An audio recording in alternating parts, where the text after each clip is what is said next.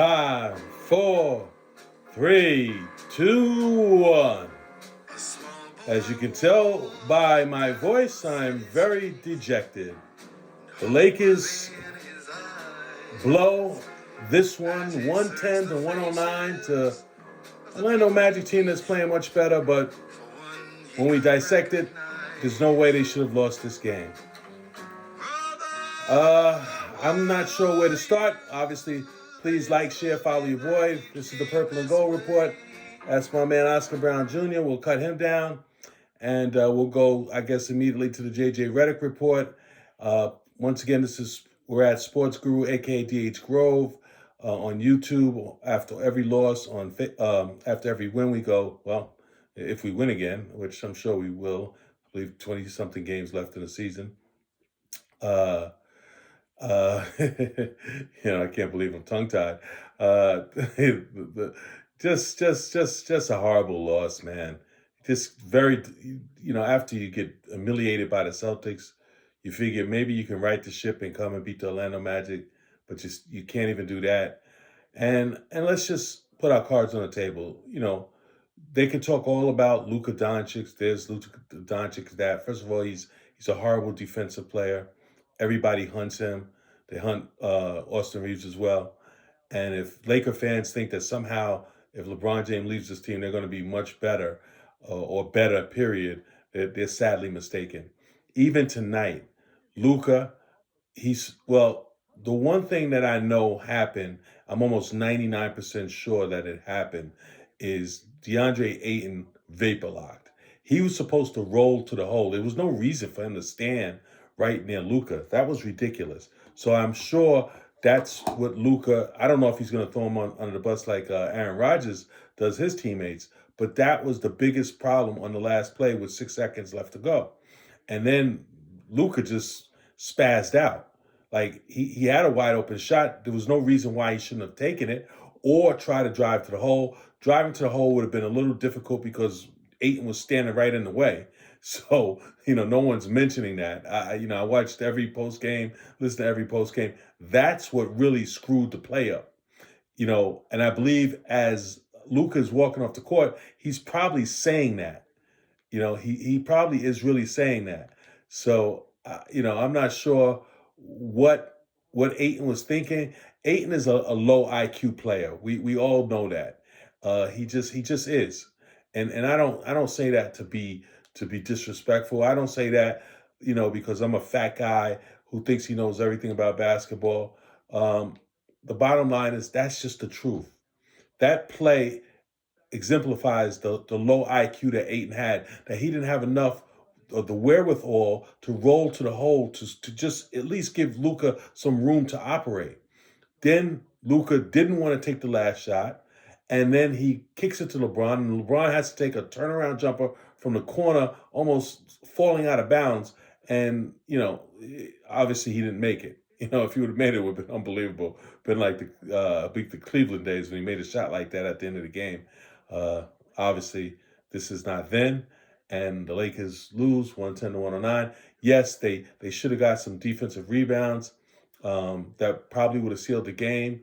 But once again, Ayton is not that kind of guy, and we don't have anybody on the bench who's going to eat up rebounds. Jackson Hayes, he's always injured. Today, I believe he had an ankle issue, so they went with Maxi Kleber. He can't do that. Jackson Hayes can't even do that when he's in there. That's not who he is. And so just a difficult loss for the Lakers. Right now, we're in the sixth spot because Minnesota just passed us. But actually, you know what? If you thought about it, 3-6 matchup between Houston might be their best chance of advancing, if you think about it, because Houston's sort of, I wouldn't say they're in disarray, but they're not, as the late Willie would say, they're no great shakes. So who knows how things will actually play out. And, I've thought for a while now that LeBron, this will be his last year with the Lakers. I think they've sort of disrespected him in some ways. And I don't think LeBron James is the type of man that's going to be allowed or allow anyone to disrespect him. And the bottom line is, he's either going to end up with Cleveland or Golden State. Cleveland would be my first thought because I don't think Cleveland's getting out of the East. They may surprise people, what's his name? the coach of Kenny Atkinson. Yeah, I always somehow always mix his name up. Last year they were terrible, had the best record, did nothing. This year went out and got Harden. So we'll see. But you got the Celtics in the East. You got the Knicks. You got uh, obviously the team I just mentioned, Cleveland, and one more team, the Detroit. Um, you know Pistons, and the Pistons still have to prove it. But if I had to bet money on any of those teams, I'm going to bet Detroit coming out of the East, even with their lack of shooting or lack of perimeter shooting, if that's the way you really want to categorize it. Um, Tobias Harris certainly not a guy you want to bet your money on or put your rent money on, but with their defense and their defensive intensity, they seem to be the one team that if I had to pick one, I would pick that team. I think the Celtics are playing great basketball. Obviously, they came in here and beat us tonight. They beat who they beat, and they did. I think Phoenix, right? They beat Phoenix. They didn't even play what's his name, Jalen Brown. I believe he sat this game out, and then he'll come tomorrow and play last game in a road trip. And I believe they beat Phoenix pretty handily. Obviously, Phoenix has their problems. They got a lot of guys out. Booker, obviously that other knucklehead. So, but without further ado, Big Bruce says he will join us tonight, so we'll have him.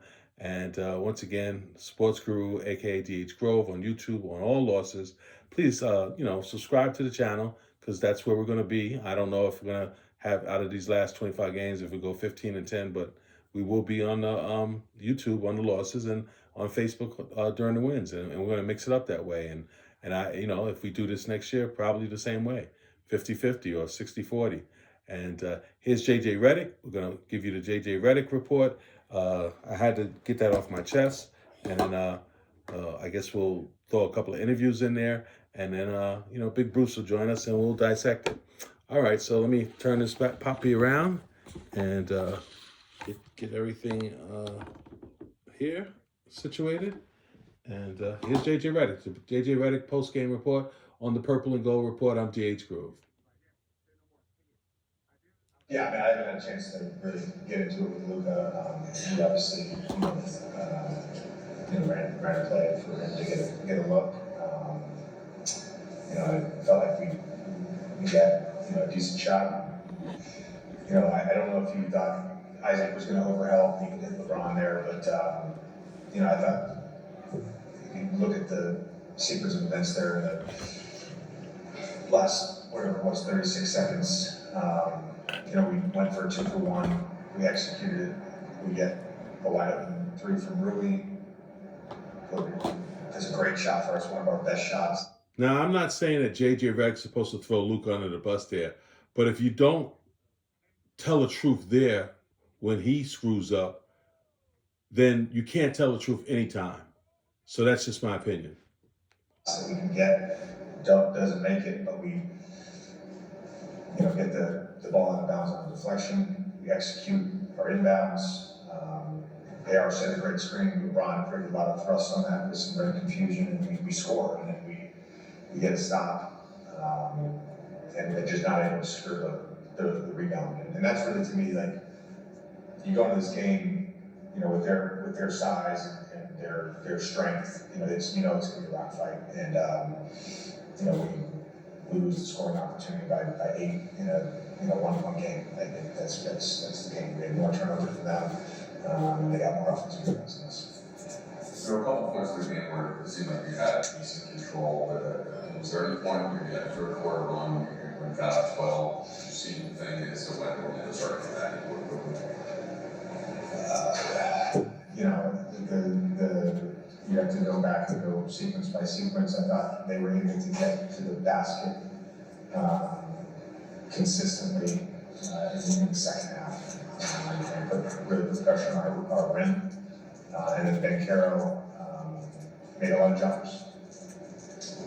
There were small points of execution that ended up having major implications with the street throw and the box handle off in the final play. But it seemed like all night there was a thrust and energy, spirit, and edge to the group. Did you see a shift there compared to what you guys had on Sunday?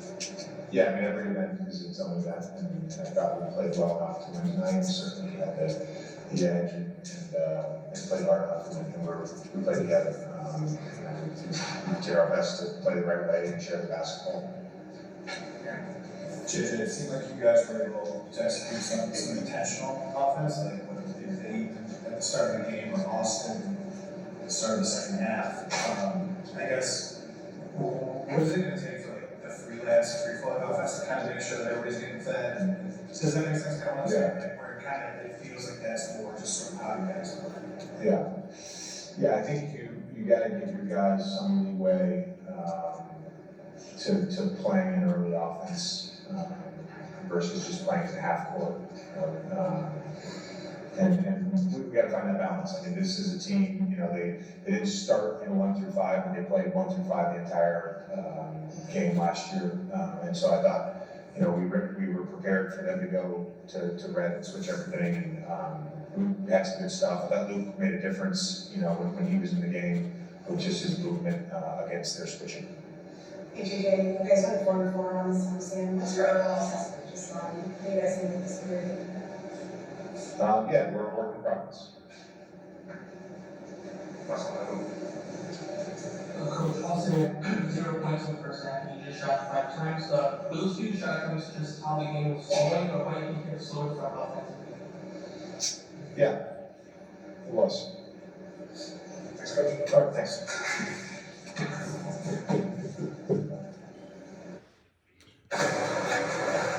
All right, that was the JJ Redick report. I'm DH Groove, and this is the Purple and Gold report. So I think JJ said it all when he said, we're a work in progress. And so, I mean, he wasn't wrong.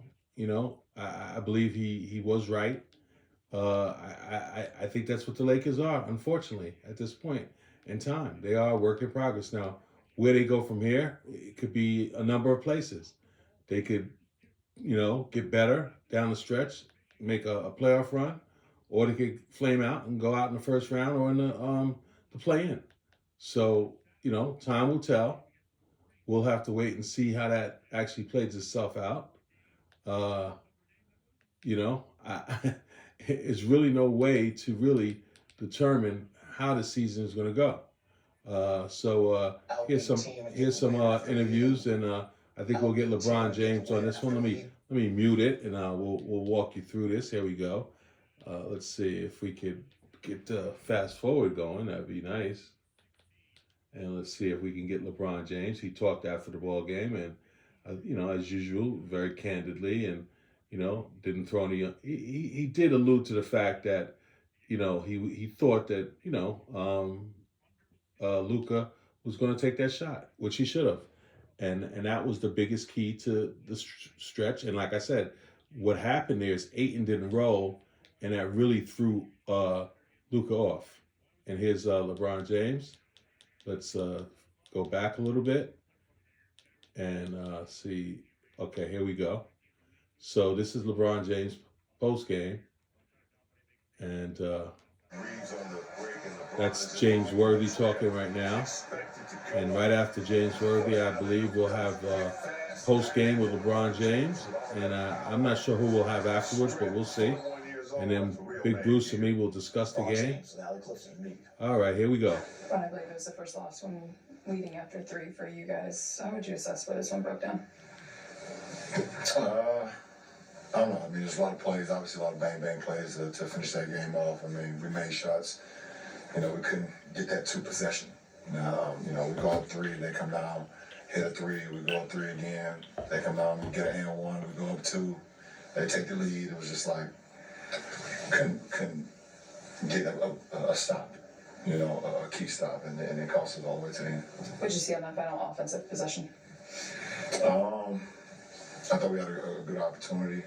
Luka came off clean, and I think he, felt off balance, but we executed. We didn't get the shot that we wanted. We did execute, and just didn't win. You guys, Jay just said, played the right way. We played together. we played hard enough to win. When you do that and then the results like this, what's the message that you guys say to one another, or do you look forward to the next game? Because we lost. But like, obviously it's the loss, but is it one that you can accept more because you're like, we did the things we were supposed to do? No. What was supposed to happen on that last play? I know you said you didn't get the look and shot you wanted. No, we executed. We executed. Like I said, I feel like, I'm not sure. I mean, obviously you have to ask Luka or Lisa on that, but I thought he had a good look, and it looked like he kind of just lost his balance. You know, didn't have a rhythm with the ball, whatever the case may be. And it kind of allowed him to get back in front of him. You know, and I was kind of off balance when he gave it to me. I thought he had a great look, but that's what I looked. That's my POV. You guys had 2 double-digit leads in this game, one at 12 points, and then the first half went 13 points in the first half and 12 points in the second half. What do you guys need to do to make sure that you guys aren't squandering those leads in this season? Close the quarters. We just got to close quarters better. This is your longest thing. I'm saying, going back to the win over the Sixers, start of the month, probably one of the longest home stands we'll have this season. Just how would you assess where this team's at and the growth that you guys have had over the past 3 weeks? I don't know. Shit, I didn't even know what today was when I woke up. You asked me about the last 3 weeks? I'm the wrong guy to ask, champ. Is that just like this time of year in the NBA? What? Just like you don't know what day of the week it is? Yeah, that's a part of it. That's a part of it. But it's also games just bang, bang, bang, bang. You don't have much time to really think. You know, we playing every other day over it's a back-to-back, so it's like, think about something that happened 3 weeks ago in this league. It's hard to, you can't even do it. You guys went 4-4 on that trip. Does that feel like an opportunity squander? The whole trip. Or, I'm sorry, home stand, sorry. Yeah. Why do you think, I mean, you guys haven't been a great home team this season. Why do you think that's been the case? Just haven't been a good home team. I know Jackson was out for DA at 21 and 13 boards. Is that the kind of effort you need from him every night, especially on the glass? Obviously, sometimes, you know, sometimes, you know, he has it going, and, you know, and when he does has it going, we try to find him. And tonight, I thought we did a great job of doing that, and I thought he played great. More post-game reaction on the way. Luka and the Lakers complete. All right, so let's see if we have Austin Reeves. And I know Lucas spoke recently, but I don't know if we're going to be able to pop that up for you guys. Let's see. Well, this is Luke Kennard. I think at the end of the day, just quick thoughts after. I thought we did a good job executing on the stretch. We had some big time shots.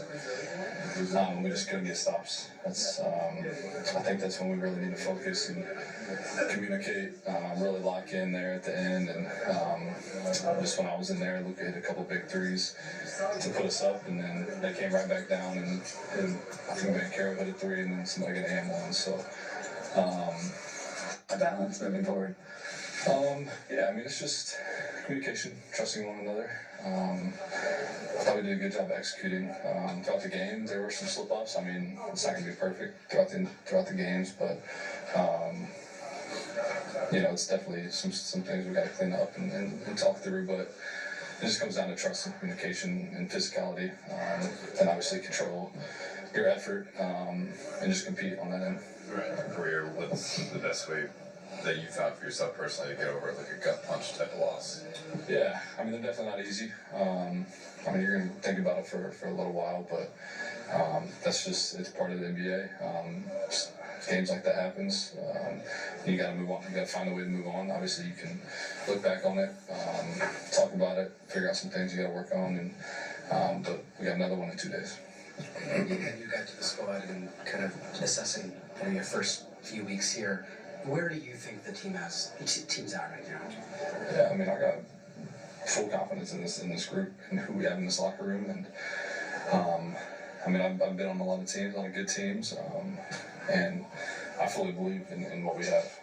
Just being around these guys, the way they prepare, the way they talk to each other, the way we compete, and obviously we got to put together full 48 minutes.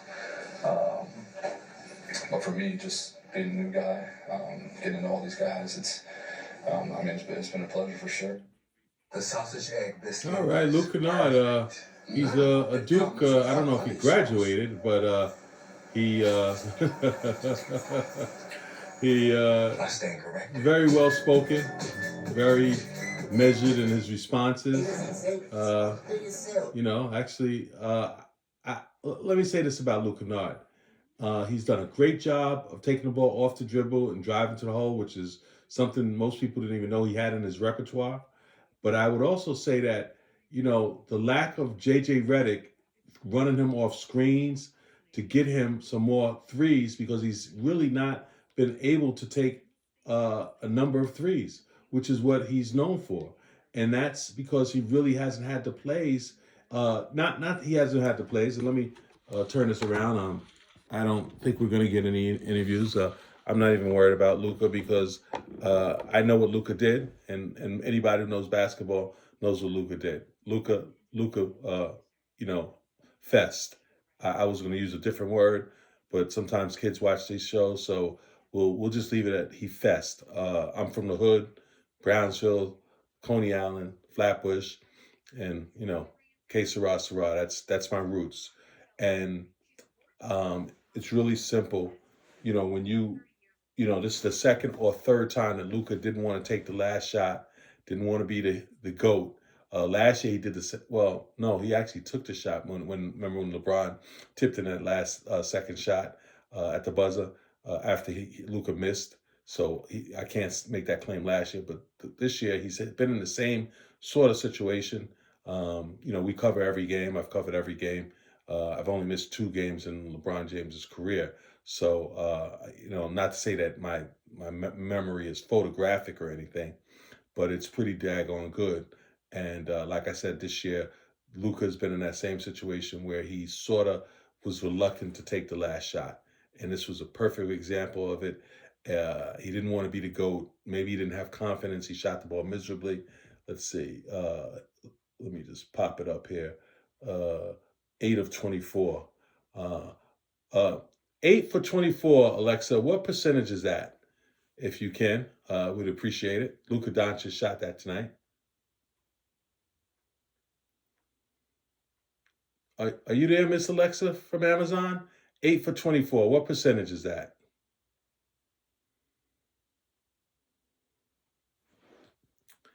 Oh, let me try one more time.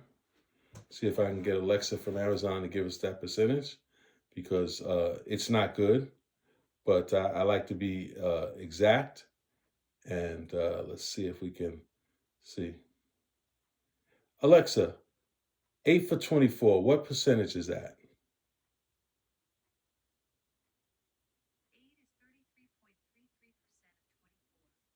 So Luka Doncic shot 33% from the field, ladies and gentlemen, and he didn't want to make it 32%. Let's be fair. So that was the game in a nutshell. As we know, and I reiterate, Ayton did not roll. Looking at the play, I would say also that it wasn't the best designed play. The spacing was terrible, because you got to have people like flared out to the corner. That's what they do. Now, whether they bite or not, that's another story. But, you had Ayton, you had LeBron to the left, you had Luka, that's 3. So Reeves probably was in the right pocket corner. And who was the last player on the court? Probably Rui. I don't even remember for sure if Rui was on the court. Rui disturbingly had a wide open 3 and shot an air ball just moments ago. But hey, look, there was a lot of blame to go around. LeBron missed 1 foul shot. Luka got called for that kickoff, which they turned that around and made it a jump ball, which really hurt the Lakers, because we could have went up, more than we could have went up 4 at that point. And I didn't think that Luka extended his foot long enough. But the one thing that I do, try to take, not solace, but I just pay attention. When I see plays called a certain way, I expect going forward that those same plays will be called the same way going forward. So there was not much kick out by Luka, and I don't know if it was Baines or whoever, ran into his foot, and I really didn't think that was a a offensive foul of any sort. They said something about the hand. I didn't, I was having problems with my connection at that point, but it turned out to be a kickball. But to me, that was uh, a play where Luka should have went to the foul line for 3 shots, and somehow the referee screwed that up. Uh, Also, well, I wanted to mention this when Big Bruce gets on. This is the second consecutive game, and let me just see who the crew was, because it was Brian Forte, John Butler, and Robert Hussey. I think Robert Hussey was probably the worst of the three. I'm not sure, but it seemed like it was either him or Butler that was miserable all night. That being said, um, they blew an obvious call where the ball hit the backboard when Jake LaRavia drove to the hole, and they touched the ball, whoever the defender was, after the ball had hit the backboard. Like, you just can't make this kind of stuff up, man. You just can't make this kind of stuff up. I mean, it's just embarrassing. It's outright embarrassing. It just really is. Let me see if I can get a hold of Big Bruce, and we'll get him on here and go over this game. And it's already almost 2:30. But hey, be here or be square. This is what we do. And let's see if we can get him on the line and get this puppy on the road. And let's see.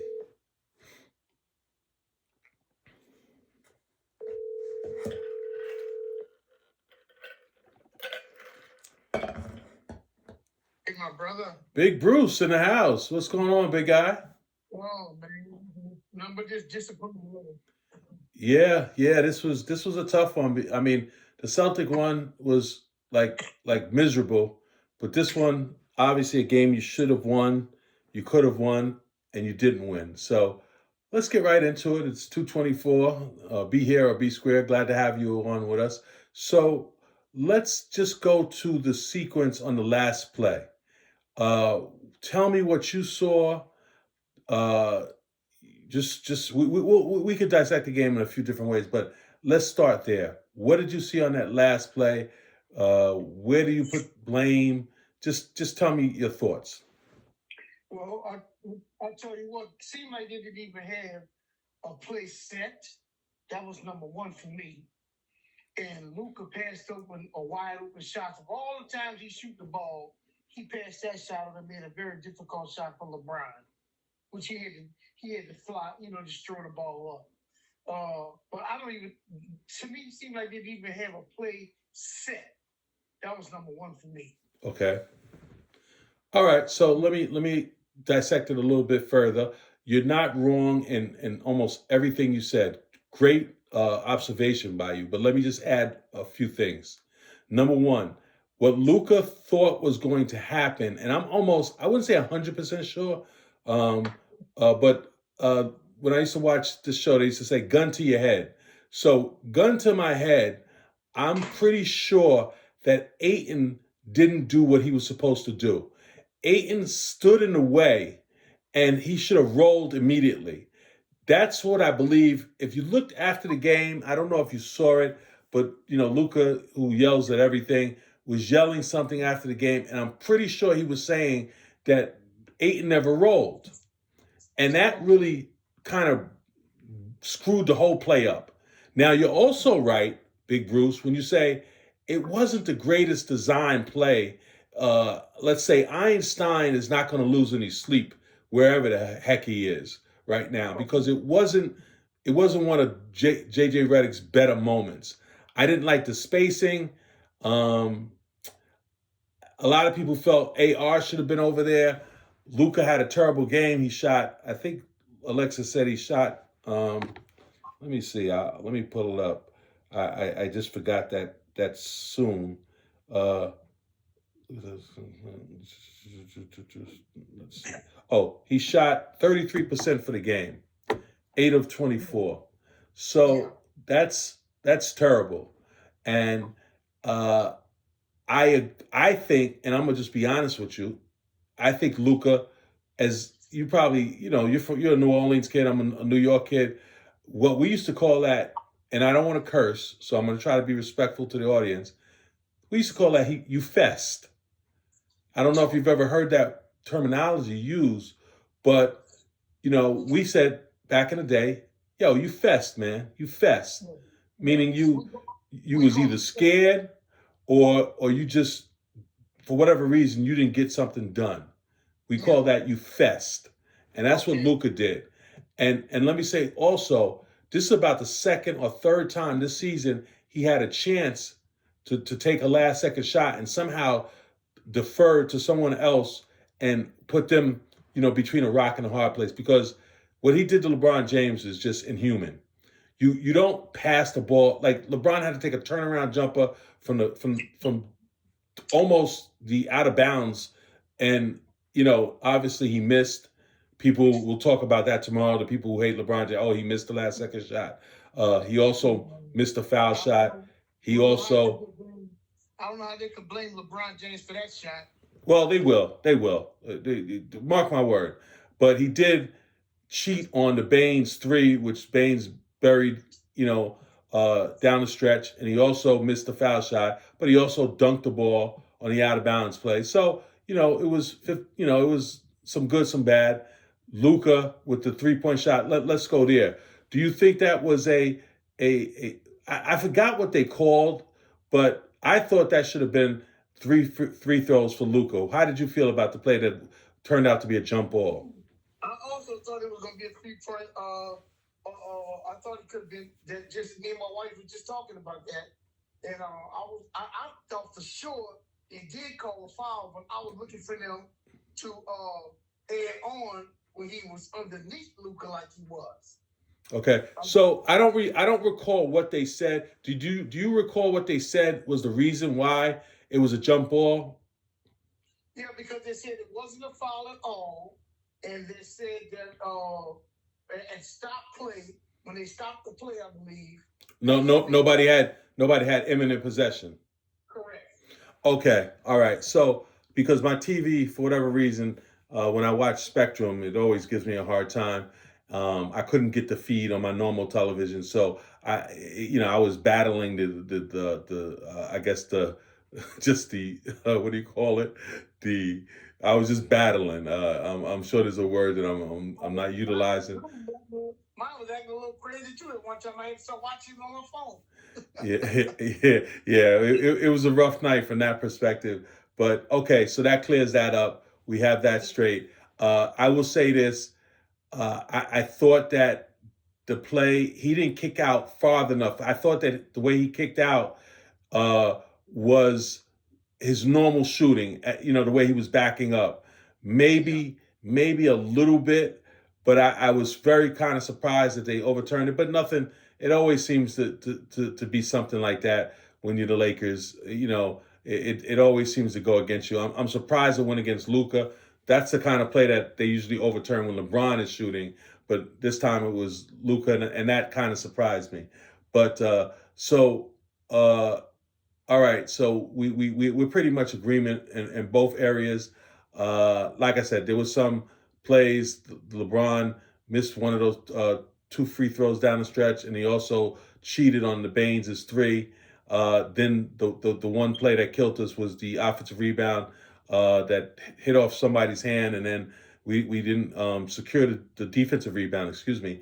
And then I think Boncaro, hit that last shot off the backboard, which was, typical Lakers, typical. I know Ayton, your favorite player, did have a good statistical game, but, of course he just, there was a play before down the stretch where he did something stupid. But like I said, I'm almost 99% sure. Now I don't think he's Luka's Aaron Rodgers, because when what was the guy's name? He ran the wrong route, and Rodgers said that he ran the wrong route and threw him underneath the bus. What's the cat's name? But either way, the bottom line is Ayton did not do what he was supposed to do. JJ Redick's design of that play was god awful, and then like I said, LeBron was put in an awful predicament. Luka he fessed. He should have took the shot. Now I remember when LeBron was in an All-Star game, people were saying, "Oh, he should have took that last shot." And Kobe was saying this. Well, where's the criticism going to be on Luka? In the same similar situation, which was much. He had a much better look in that situation than even LeBron had in that All-Star game. But this is just the kind of stuff you have to deal with. And there was a lot of talk after the game about, LeBron not being here next year and, paying Austin Reeves 40 million or 50 million, whatever it is. I don't know what he's going to make. And obviously Luka's making the max. I'll tell you, if you got those two guys making that much money, I don't know how you're going to get anybody to play defense. I don't know how you're going to get any other shooters.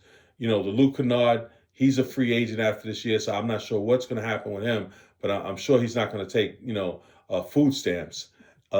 So for all the people that, and the other thing that kind of really, when you look at the box score, just something kind of curious. Number one, well, there was two things. Let me mention another thing. Rui Hachimura, remember, I don't know, you weren't here last game, but I declared he should play more minutes. He did. He played 26 minutes. So I think JJ made that adjustment. But what didn't happen is he only took 7 shots. He has to take between, I would say, 12 shots, more or less, is probably where he needs to shoot. He cannot take 9 shots. He cannot take 6 shots. He needs to take 12 shots. Now, he did, I don't know if you remember, down the stretch, he airballed a shot from the corner. Do you remember that? Yes, I do. Now, I don't know what the heck happened on that, but that was ridiculous. Also, JJ did something very egregious. With 3 minutes left of the game, LeBron and Reeves were on the bench, and he's trying to stagger LeBron, Reeves, and Luka. So what he's trying to do is play Luka by himself, and then play LeBron and AR together, unless it's at the end of the game where he'll play all three. So, but in essence, he had Jake LaRavia, he had Rui, that's 2, obviously Luka 3, and I'm trying to think who the 4th and the 5th guy was out there. But he had this lineup out there at with 3 minutes left to go. Say that again?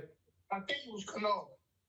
Kennard, it was Kennard, and I'm trying to think who the 5th player was, but it wasn't. He made a mistake. That's not what you want to do. You want to not with 3 minutes left in the game. LeBron needs to be in the game, and AR needs to be in the game. That was a critical mistake he made, and it almost wound up costing us because Jake LaRavia hit a lucky jump shot, and other than that, he did nothing as usual. And, Rui might have hit 1 shot. I'm not sure. I don't remember. But I just remember saying to myself, nah, this is not it. This is not what you want. And that was his fault because he held them out too long. He should have had them back in the game with about 5 minutes left to play and then, rolled his dice that way. Terrible job by JJ. And lastly, and then you can comment, Luke Kennard is being overplayed. So I don't think even I or most people thought that he was this good at driving. But because they're overplaying him so much, what do you have to do? A, run backdoors, which he has, and B, you got to run him off picks. And I don't see any of that. I don't see him running off any double screens. Reggie Miller made a career out of that. Ray Allen made a career out of that, meaning you run them, they have the ball, they kick it one way, and they go away from the ball, and then you reverse the ball back to him, and then it's like a double screen, and usually he's wide open because just like when LeBron cheated tonight, the further the ball is away from you, the more you think you can cheat.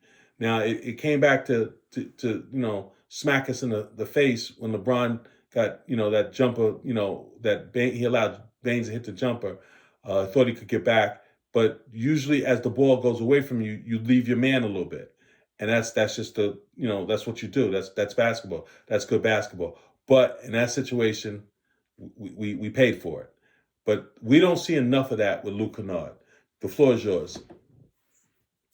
Well, I'll tell you what I do see, I was getting ready to say, to me, you don't look like you had the coaches or JJ to even set Canora for success. I don't see him running any kind of plays to get this man open. I've been saying that since he got there. When he get open, it happened to get open by maybe blown coverage, but I've never seen him set anything for him. Grant you, everybody knows he's a great shooter. But that's when you gotta flip the script and say, okay, I know everybody know this. Let me set him up for success. Do some screens, do some different things that's gonna get him free. I never see that. And I fault the coaches for that. I really do. And Jake LaRavian, I'm done with him. Done. For some reason, JJ loves this guy. Well, how many minutes do you think he played tonight? Because that's been something we've gone back and forth, and I do think he's starting to realize he can't play him that many minutes. But I'm not even sure he deserved what he got tonight. Just take a guess. How many minutes did he play? He might have played about 17 minutes. Okay, he played 16, so bingo. But before he was playing 25 minutes a game, if you remember, and that was way too much. So we can't really fault him for that. Once again, let's see, 6, 7, 8, 9. He's playing 10 players, which most guys go with 9, and then in the playoffs it shrinks. So if you play 9 in the regular season, you play 8. If you play 10, you play 9. The only thing that we have to realize is that more than likely Maxi Kleber wouldn't really play. Those minutes would have went to Jackson Hayes, who I don't know what it is with this guy. He's always injured. He always gets hurt during a game and then can't finish the game. I don't know if he's out partying, and I know that's almost like a Stephen A. Smith thing to say, but I'm going to say it anyway because I just don't understand how this guy always gets hurt in the middle of a game and then is out for 2 or 3 games. It just something's not right. But go ahead, continue. Okay, now I watch and I pay attention, and I'm usually all over this guy's case. But DeAndre Ayton cannot block everybody's underneath the goal. We got killed on second chance points all night long. Yeah, we did. He did get at least maybe 11, 12 rebounds, I can say, but he needed help down there. He wasn't getting any kind of help. No help at all down there. Okay? He's only one guy underneath the goal. He needed other people to help crash the board. They were getting killed down there, man. I got tired of seeing that. Well, we got out rebound 47 to 39, which probably isn't as great of deficit as we probably would have thought, but still, that's a that was a bone of contention. You're 100% right, and I don't know how many of those was second chance and on. But how many offensive rebounds did they get? That was the key. I can tell you. Give me 1 second. Rebounds. Well, they only had 12. But 12 offensive rebounds? yeah, they had 12 out of the 47. So, they had 30, 42, 34. Yeah, 30, 35, right? 35 and 12 is 47, right? So, Yeah. I agree with you. Maybe it's not as lopsided as the game look. Sometimes when you're watching a game, you might think something's happening a little bit more because you keep noticing it. But I'll tell you what, we missed too many free throws. That was awful. Luka missed at least about, I think he was like 3 for 8, 3 for 9, 4 for 10, something way up in there. Yeah, Luka was 4 for 9. So he didn't even shoot 50%. So he shot 33% from the field, and then 4 for 9 is under 50% from the foul line. So he was under 50% from the foul line. And I'm gonna tell you what bothered Luka too. I don't know if you paid attention, but I'm gonna tell it to you, and you probably did, but I think you're gonna agree with me. I think he got bothered by the 6'10" Vantero who was guarding him all night. Luka wasn't in rhythm at all. Yeah, well, I thought Luka, like you said, he just didn't have a rhythm. I think that's why he fessed on that last play, and he fessed, and all the dudes that grew up in my era, they're saying fest, but that's what he did, and I just think he just had a horrible ball game. He never plays good defense. He never, even for his height, he doesn't rebound the ball enough. Let me just see how many rebounds he had, just to see. 15 assists, 2 turnovers, which is great. Did have 9 rebounds, but none of them when we really needed them. Just like Ayton never gets them when you really need them. And hey, a tough loss, but How many points? Let me ask you this: how many points in the paint did Orlando do? Can you tell me that? no, I can't. I can't give you that. I mean, I'll have to call LeBron for that one. But no, they probably had a lot. I'm sure they did, bro. Yeah, like I said, I think this one hurt more than the Celtics loss. The one thing I will say, and tell me if you agree with me, the Lakers' best chance getting out of the first round might be exactly the way the standings are right now, and that would be the 3-6 matchup between them and Houston, because I think it would be hard for them to beat Denver. I think it would be hard for them to beat Minnesota. And basically, unless they fall all the way to the 8th spot, which Phoenix is, good luck with that. With that Dylan Ilya, and also with the other cat Booker being out right now. So we'll see. Yeah. We'll see how far they fall. But yeah. So what do you think about the 3-6? Do you think that would be the best possible matchup, or would you rather first face Denver, or would you rather face Minnesota? Because that's probably one of those 3 teams is who we're going to face. I would. I'd rather for them to face Minnesota. Oh, you'd rather face Minnesota? Now we did lose to them last year, but you know what? I will say this, and I don't always, I'm not a dictator. I don't do this thinking I know everything. I ask you questions because I respect your knowledge, and your knowledge is as good as anybody's. They have been so up and down this year. Like now they're ahead of us. We're in the 6th spot. Let's go over that as we speak. Let's go to the scoreboard, and then and then we'll go to the standings, and then wrap this puppy up. Okay, so the Sixers 135, 114 over the Pacers, and I talked a little bit about the tanking. I don't know if we'll have time to get into that, but that was ridiculous. The Hawks 119-98 over the Wizards. The Mavericks, I believe, no Cooper flag, so they can win just as easily without him as they can with him. 123-114, and I only mention that because there's going to be this whole debate over who the Rookie of the Year is, and I think that in some way you have to take into consideration that does your team win, and that's just my opinion.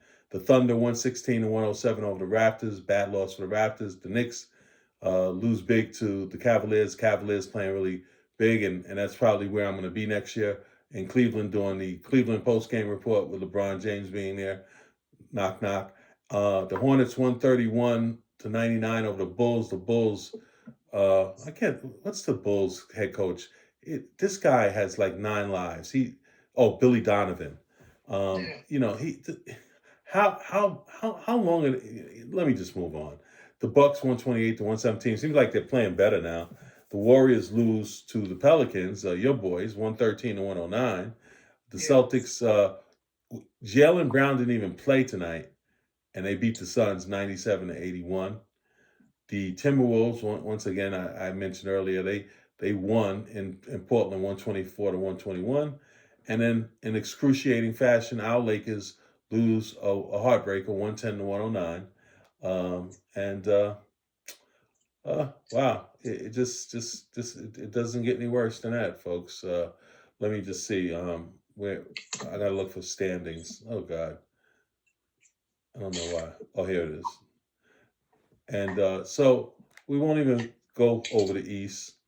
Although, yeah, no, let me just take a quick look at it. So the Cavaliers and the Knicks have the same exact record at 37-22. Boston 38-19. Detroit 42-14. So let me ask you this question: who's coming out of the East, in your opinion? I would assume it's going to be one of those four teams, unless somehow Toronto or Philadelphia or even Orlando upset somebody. Who do you think's coming out of the East? I like Detroit. So you're still on that Detroit bandwagon, huh?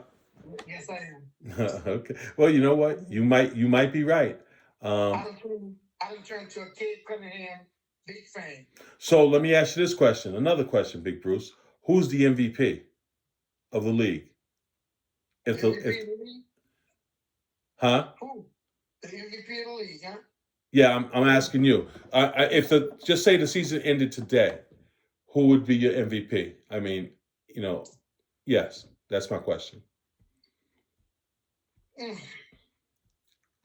That's a tough one for me, to be honest with you. But I'm going to go back with the Joker. Nah, you can't be serious. Yeah. All right. Well, let me continue on, and I'll tell you why I don't think that's the case. Oklahoma City is in the number 1 seed. San Antonio number 2, 41-16. Houston, like I said, is in that 3 spot, 35-21, and then everybody's bunched in. Denver's 36-22. Minnesota 36-23. The Lakers 34-23. So all of them either have 23 or 22 losses. Phoenix with 26 losses. Golden State 28, Portland 31, and the Clippers with 30. So let me just, as they say, give you a little pushback.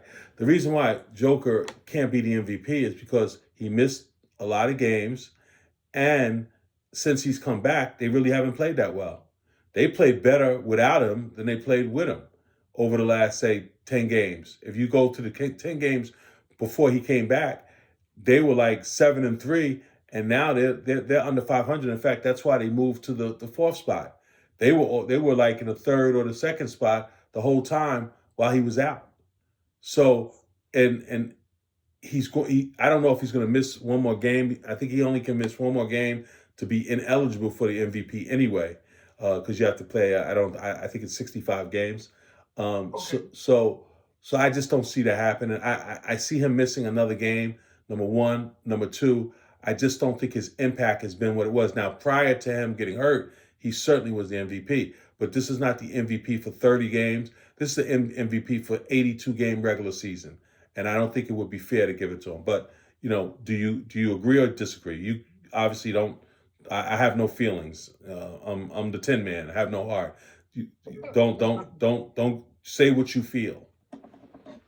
I can, on what you just broke down, I can agree with that because this is an 82 games season, and I kind of concur on what you said. So if I had to change that, I think I would probably go back with SGA. And now he's been out also.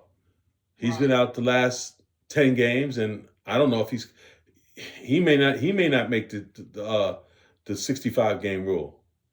So what do you think it could be? Who do I think it should be? Yeah, right now. Right now, I would say I would give it to either Cade Cunningham or Jaylen Brown. I'd have to, because Cade Cunningham's got the best record in the NBA. I think they're still the best record. Let me just double check that. Oklahoma City 45-14 and 42-14. So yeah, they have. Well, not necessarily, because they both have 14 losses, and OKC has 3 more wins. So technically, Oklahoma City still has the best record. Their winning percentage is .763, and Detroit's winning percentage is .750. But, okay, so they have the second best record in the NBA. And some people, there was a guy that called up, I don't know. You don't listen to any of the NBA stuff on XM, do you, or Sirius? No, I don't. Okay, so they have pretty much basketball talk year round on the NBA station, and sometimes like tomorrow I won't even probably listen because it'll be all hatred towards LeBron James. So what I'm learning to do is when the hatred is coming, go eat myself to death, or do something.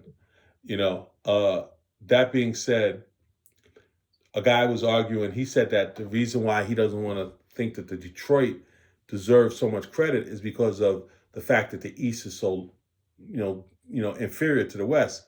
But I don't really think it's that inferior. I mean, the fifth place team. Let's just look at it from this way: Toronto is the fifth place team in the East. They got a 34-24 record. Let's go to the West. The fifth place team is Minnesota, 36-23. So pretty much similar. The play-in, Phoenix is 33-26, and the play-in for the is 31-26. So there's no drastic difference. Even if we go to Charlotte in the East, Charlotte, you picked them, before they got fashionable or before it was fashionable to pick them. That was your team. You liked what you saw, and they're 28-31. They're going to be 500. And they're in the 10th spot. Let's go to the West. The 10th spot is right now. The Clippers, 27-30. I don't know if they're going to be 500. They possibly could, but then again, they could probably slip under 500. I don't know. I mean, and then Portland is no shoo-in at 28-31. They might end up under 500. So this notion that the East is so much worse than the West, and then they did a breakdown.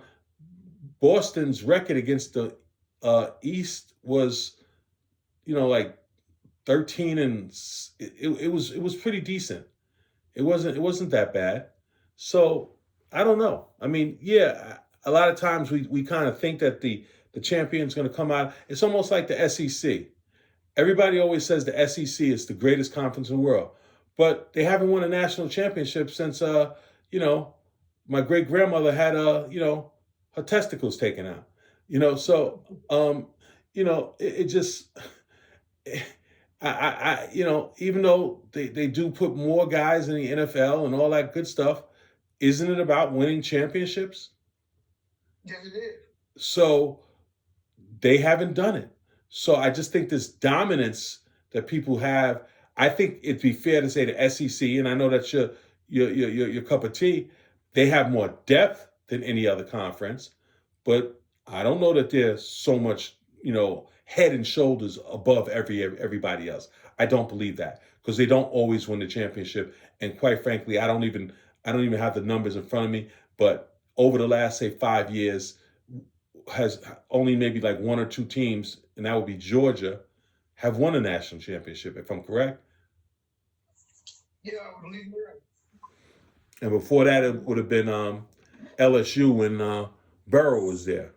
So hey, my football knowledge is pretty good too. So the guru, thank you, guru.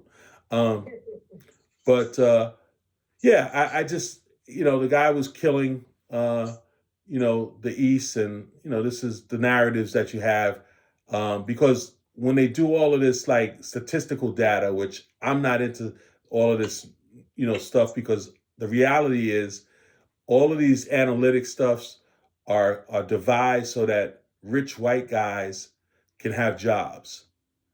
Guys who go to Harvard and Yale and Stanford, that's how they get their sons into the NBA and in the NFL.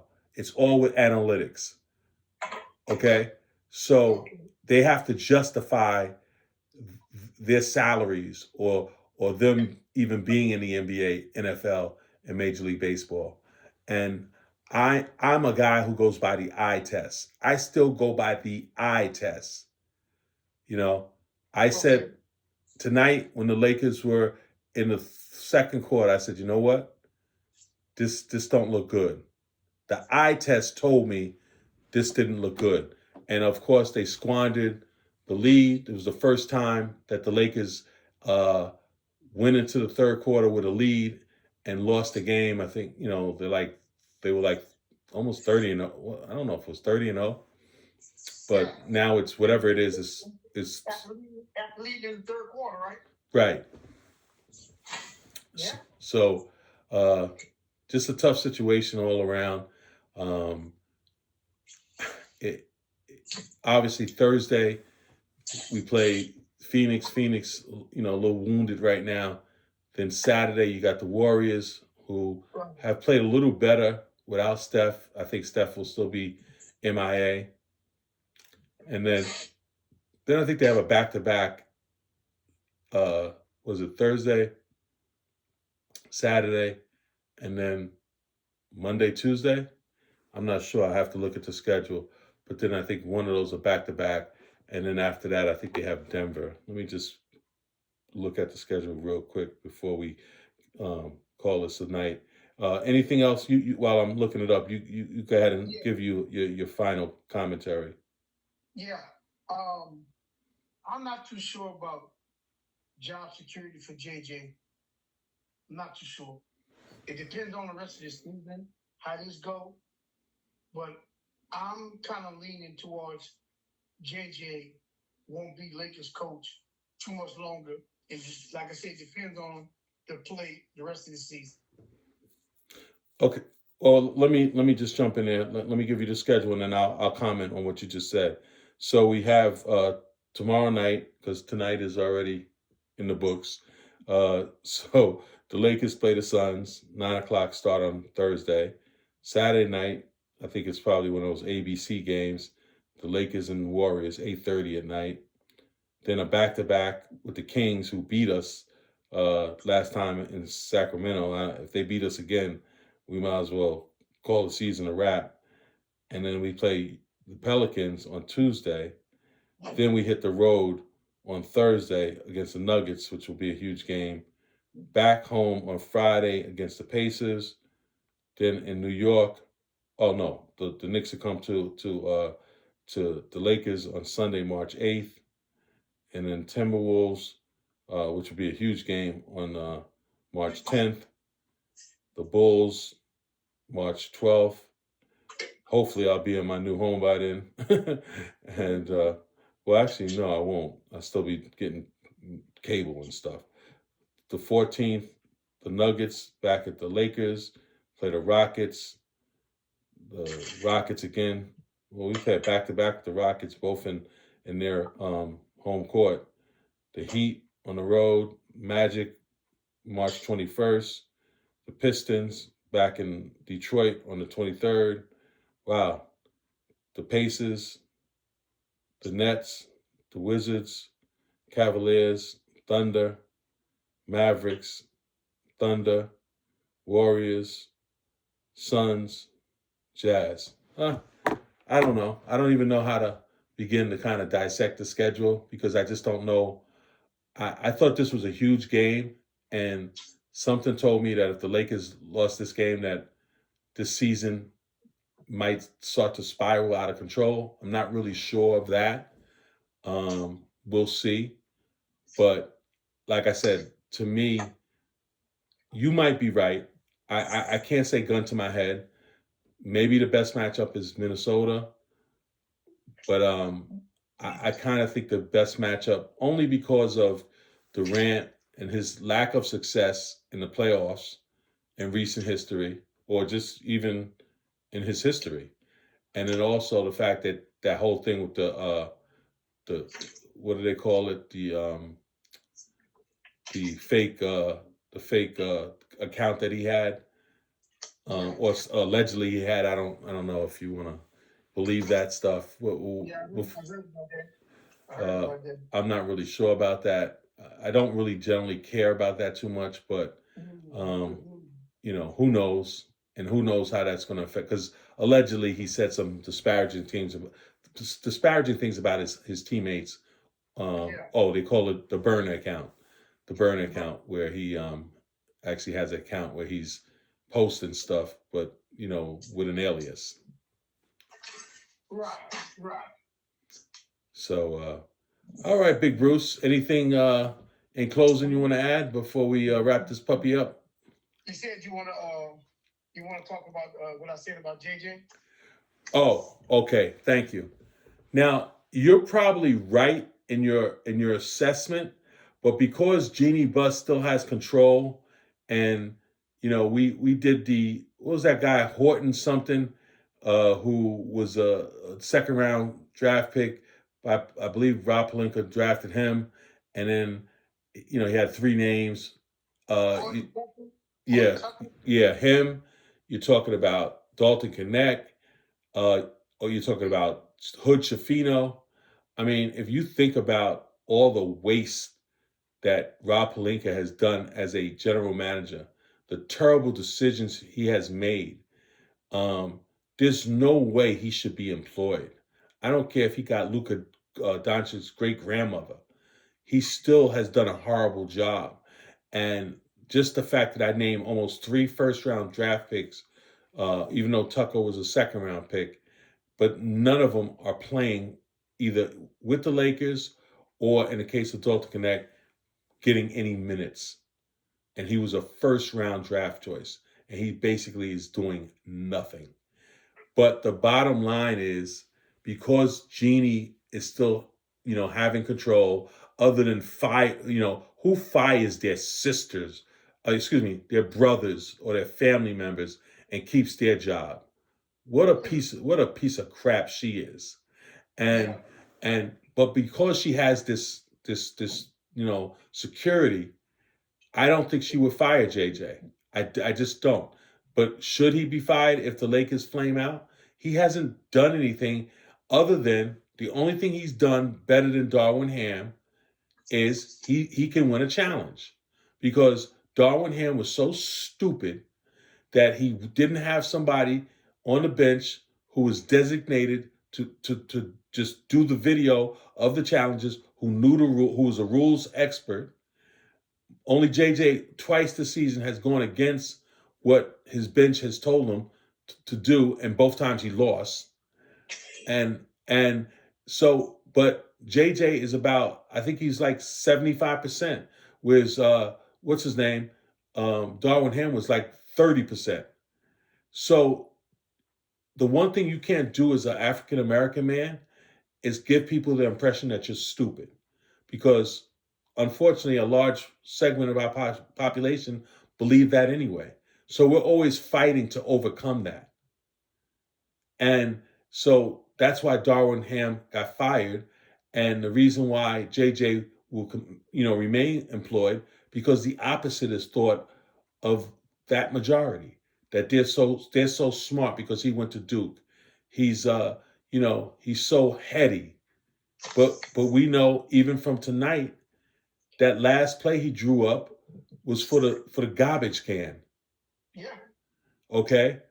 We know that tonight, according to me, the guru, he left LeBron and AR on the bench too long. They should have been in the game with 5 minutes to go, not with 3 minutes. Okay? And like I say, a good offensive-minded coach, knowing that you have a good shooter on your sideline, he's going to work some way to get this man open. I have not seen them piece to this man offensive shooting threats since he's joined the Lakers. Luke Kennard. I have not. I have not seen them run anything that's going to free this man up, brother. I have not. And let's just be clear, over the next 25 games, I think that's how many we have left. At least that's what I heard tonight. I don't know if it was true. Let's see if he changes that. Let's see if he adjusts. Now, he has made the adjustment with Jake LaRavia to a certain degree, but that's only because of numbers, meaning he has more players, so somebody has to lose minutes, and he's playing Rui more. And, I agree with that. Although, like I said, in spite of Rui airballing that 3 from the corner, which was, just an abomination, as I used to say. But as far as Jake getting 15 minutes opposed to 25, that's a good thing. And now, 2 other issues before we go. Okay. I what's his name? Vando. He's sort of stuck in mud. He's treading water. I don't know how much of a swimmer you are, but Yeah. he is Yeah. treading water. I'm a very good swimmer. He I- misses so many damn layups. Half the time when he gets the ball down low, he gets it blocked, and then most of the time he doesn't shoot it and then kicks it out. And then we know how we feel about his three. When he doesn't play with high energy, he's a waste of time. You know what Vando reminds me of? I wasn't a big. I played basketball, and I was pretty decent at it because I was an athlete. Okay, brother. Football was always been my passion, but I played all three sports. And basketball was my least when it came down to I'm going to say talent wise, but I was exceptional in football and exceptional on baseball. But basketball, Vando reminds me of that player that you pick on your team and you just tell him to go out there and play. You see what I'm saying to you? He doesn't have a certain purpose. Just tell him to go out there and play. That's what Vando reminds me of. A player like that. So basically, you're saying if he plays hard, he can be worth something, but if not, right. Well, I don't disagree with that. I don't disagree with that. But the other player who has been really over the last couple of games, whatever, he's been terrible. Can I say it for you? Go right ahead. Marcus Smart. Absolutely. The only reason I didn't want to castrate him tonight is because he did play hard. But JJ, and we'll see if this happens, has to play more minutes with Luke Kennard than Marcus Smart if Marcus Smart is going to continue to be straight garbage. Yeah. And the thing that JJ has to start doing, and we'll see, we got 25 games or whatever it is, and we'll dissect. The one thing we're doing a great job dissecting, the last couple of minutes of this game, just the overall, tenor of the team. If JJ doesn't make the moves to take people out of the lineup and put people in that are more capable, the Lakers are going to get knocked out in the first round, or they might even not even make it to the first round and get knocked out in the play-in. And that's just facts. Can I say this one thing, brother? I could be wrong, but this is just a wild notion that came up in my head a while back. The way the Lakers are playing and the way things are going right now, it's not a bad time to elevate a player guy like Drew Timme. Okay? That's not going to happen. No, That's not going to happen. And I'll tell you why it's not going to happen. Because of the contract. Correct. Understood. That's why Jake LaRavia is still in the lineup, because really, what does he bring? All he does is dribble around like a circus clown or a chicken without a head. And he hit 1 3 out of his last, I would say, 10. Okay. And because the Lakers invested not much in him, but obviously more than Drew Timme, everything is always geared or ruined by money. And so that's just the way I see it. I mean, I don't know. Look, I could be wrong. We'll watch and we'll keep an eye on it, and we'll be each of ours brother's keeper. You'll look out for certain things that I said and vice versa, and we'll go back and forward, excuse me. But great commentary tonight. Really appreciate it.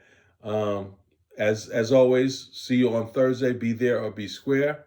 And go ahead and say whatever you want to say. It's almost going on 4:00, but it is what it is.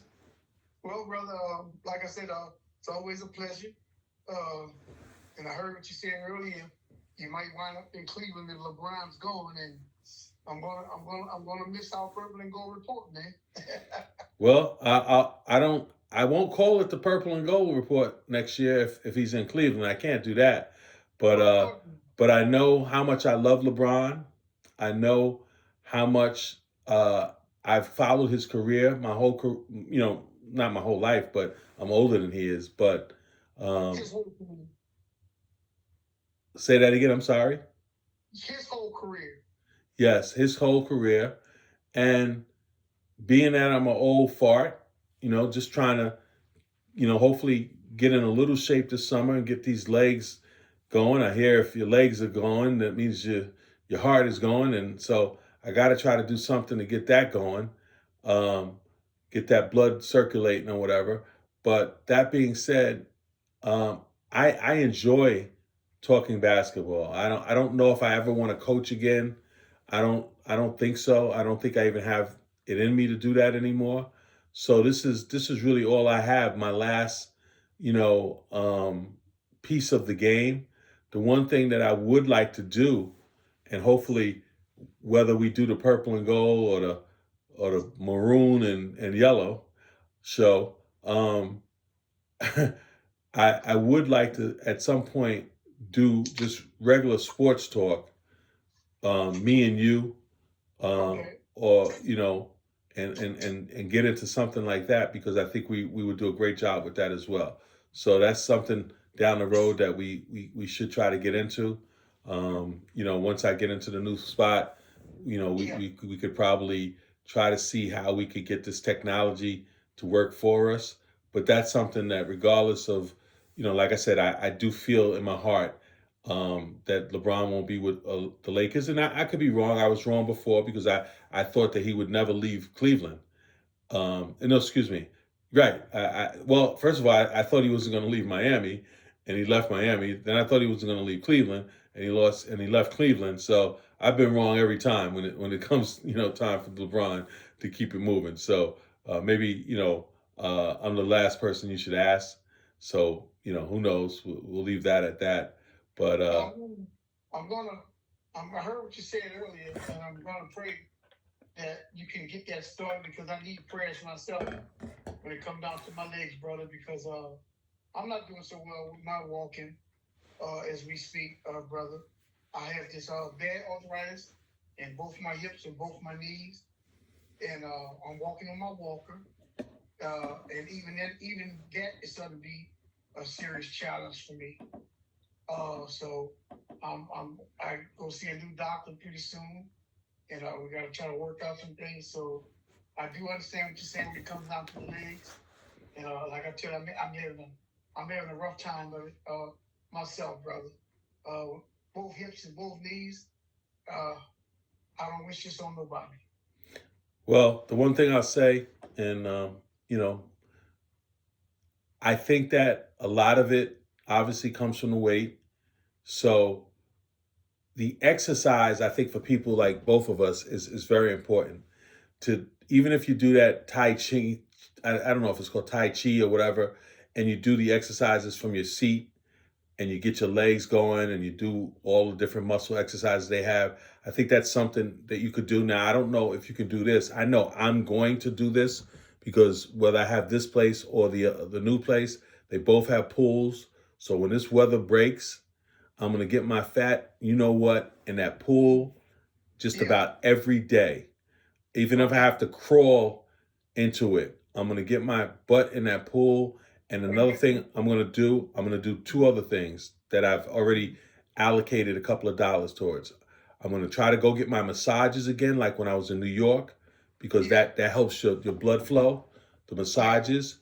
And I'm also going to try to get into like a whirlpool. Now, I may be lucky, to get a whirlpool in my backyard. That's one of the major reasons why I'm moving. It's not because one house is better than the other or worse than the other. It's not really, it doesn't come down to that. It's just that the new house has more bells and whistles. It has a beautiful backyard, which I could do whatever I want to. I could put a cement pad on there, or I could put, just leave the grass. It has a sprinkler system, has a basement.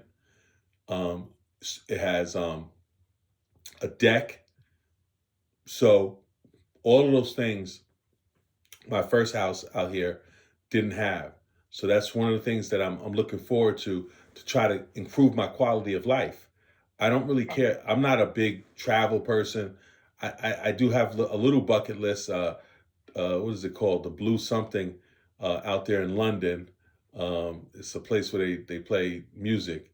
The Half Moon. That's what it's called. The Half Moon. I saw that. I saw that on a video, and wouldn't mind. I'm not one that wants to go out of the country too much, but I actually like that place. I know everyone talks about New Orleans. I'd love to come out there, and obviously, if I do, I'll be able to meet you in person, which would be, one of the highlights of my life. But but my main thing, as LeBron likes to say, keep the main thing the main thing, and I got that. I stole that from him. I just want to be able to make my quality of life in my home better, and that starts off with when I do the new Laker room, which I got to be careful calling it that at this point. But I'll actually sneak some more Cleveland posters in the new one, just in case I have to do the switch over. But and Call it the Guru Station. yeah, I could do that. I mean, I could always buy a big, a big like poster and put it underneath the television, and like I said, the new Laker, the new house has a little bit more bells and whistles. So I think whatever I do, it's going to look a little nicer, and I can't wait. But the one thing that I'm going to do is I got to get in. Like tonight, I did my exercises, and it's funny. I did it while the game was going on. So what I realize is I need to be in this room and do my exercises at halftime, like I did today, and then third quarter, fourth quarter, get on the bike and do my exercises then. So I got to incorporate that in my regular routine, just like I got to incorporate it when I wake up in the morning. Because I'm glad you mentioned that because I have a treadmill, but the bike that I do have it's not a upright bike. It's like a low seater, and it pushes out to ride it. So I haven't tried it yet to see how much of a challenge that will be for me. But I do have a treadmill, and I have a elliptical machine, brother. So. But when I get to this new doctor, I'm gonna see what she recommend. Maybe she might send me to pain management. I was going to therapy at one time, but how the insurance thing was, it kind of phased out. Well, let me say this. The elliptical is kind of hard when you have some of the issues that we're having, but and so is the treadmill. That's even harder for you. But what I will say is, after I get settled, I know I bought a recumbent bike because they got Walmarts where you are, right? Yes. Right. So part of our parting gift for this season, if no, it's really no if about it. I will probably just send you a recumbent bike, which is going to be easy for you because that's the one I use.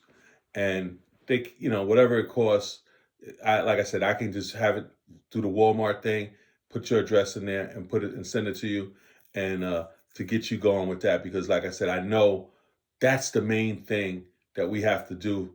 We have to keep moving. You have to keep moving. You have to, keep that exercise going.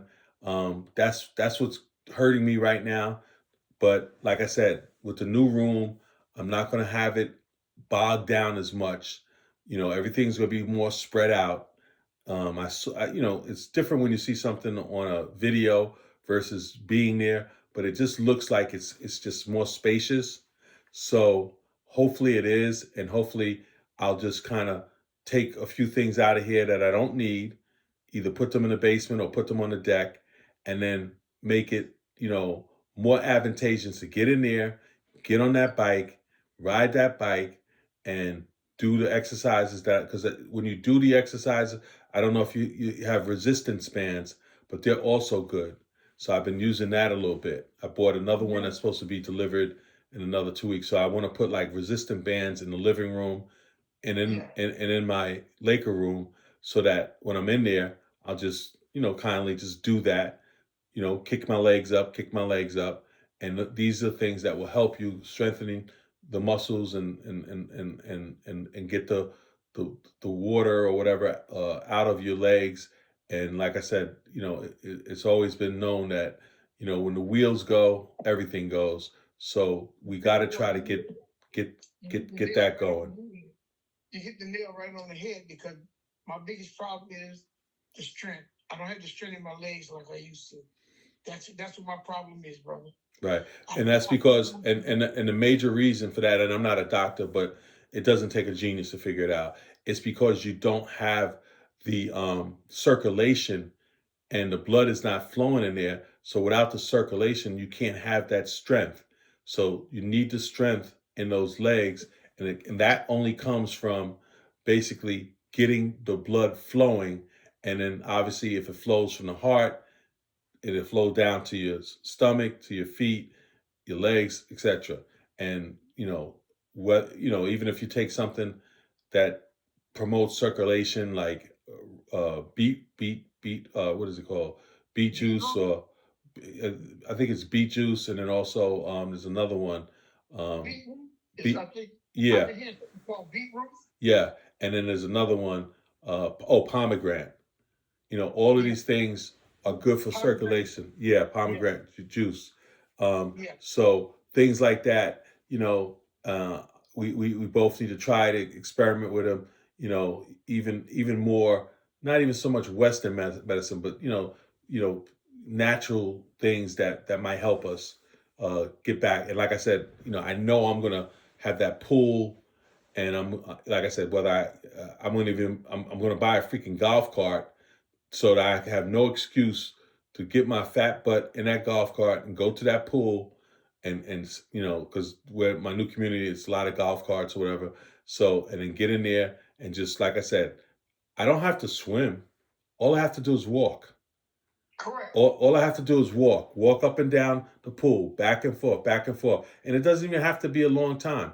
If I do that 30 minutes a day, and then maybe swim 15 minutes a day, and that's 45 minutes of exercise. If I do that every day, 5 days a week, and maybe take 1 day off or 2 days off, I'm going to see a huge difference. So, and then also, like I said, even if you can't do that, you got to get in that, recumbent bike, the bike that sits up. And once you do that, you'll be able to you'll be able to do that, because that's not going to be too hard on your limbs. The elliptical is hard on your limbs. I've tried that before. I had an elliptical. I actually threw it away because I wasn't going to use it. And then I have a cycling bike, which I don't use.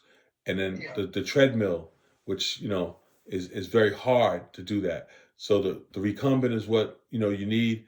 And I'll make that happen, once I get settled. And I like I said, I bought mine from Walmart. It couldn't have been more than $200. So that's not gonna, once I get settled in the new house, I'll make that happen. Hopefully by the time the season's over. So I totally appreciate that, brother. hey, look, you've been family to me, and like I said, I just enjoy doing the show with you. I don't, like I said, I don't try to big boy anyone. Your knowledge is as good as anybody. You half the time you say something before or I'm asking you, what do you think? And it's the same thing. So, I have coached, and I will say, when you coach, you learn more, because I remember when a woman beat me coaching, and I was like, God, like I sort of felt like embarrassed, but that's when I knew I had a lot to learn still about the game. And that was about 400 or 500 games ago. You know what I mean? So, that's how many games I coached, either as an assistant or a head coach in AAU basketball, summer league basketball, etc.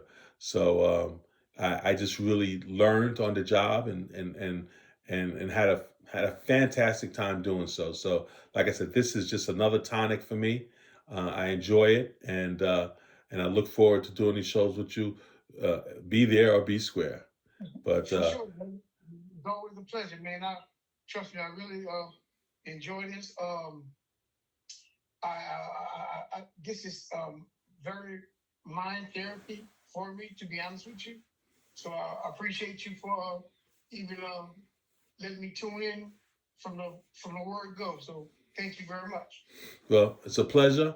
And on that note, we did an hour and a half. Usually I try to keep the show to an hour, but you know what? Hey, it is what it is. I will talk to you on Thursday. Be there, be square. Have a great night. God bless you. Too, my brother. Same here. Thank you. All right. All right. That was Big Bruce. We did more talking about other stuff, but sometimes it's like that. And I enjoyed the show. Hopefully you did too. We will post this on YouTube and Facebook. And thank you so much. Let's bring Oscar Brown in here and say good night. Here we go. Third, give me my combination. Don't want to do that. Here we go. We'll start it from the beginning. Oh, hit the button. There he is. Folks, miserable loss for the Lakers. It is what it is. What are you going to do? Hopefully they will get their act together. I'm not sure if it's going to happen anymore. I really don't. I'm really not. And a 110-109 devastating loss. And we'll see you on Thursday night. Be there or be square. Thank you.